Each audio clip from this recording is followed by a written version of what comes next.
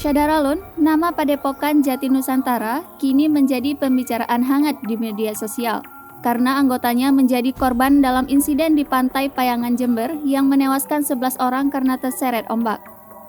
Menurut keterangan Bupati Jember, Hendy Siswanto, Tunggal Jati Nusantara bukanlah nama asli dari Padepokan tersebut. Nama asli dari Padepokan itu yakni Garuda Nusantara.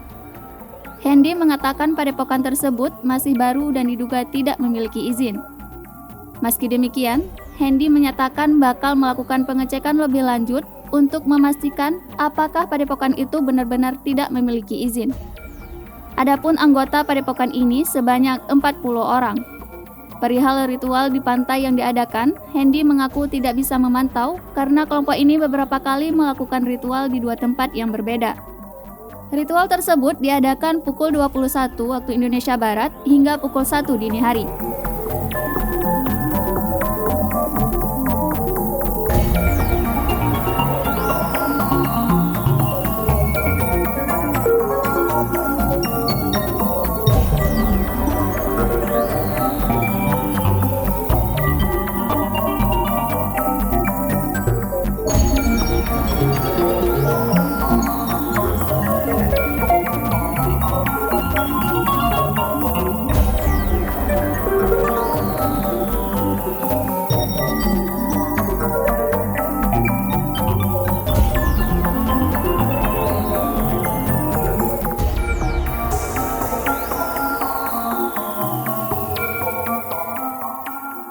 Menurut jurnalis Kompas TV Jember, Imron Fahim, ritual tersebut memang seringkali digelar oleh kebanyakan komunitas di sekitar Jember dan daerah lainnya.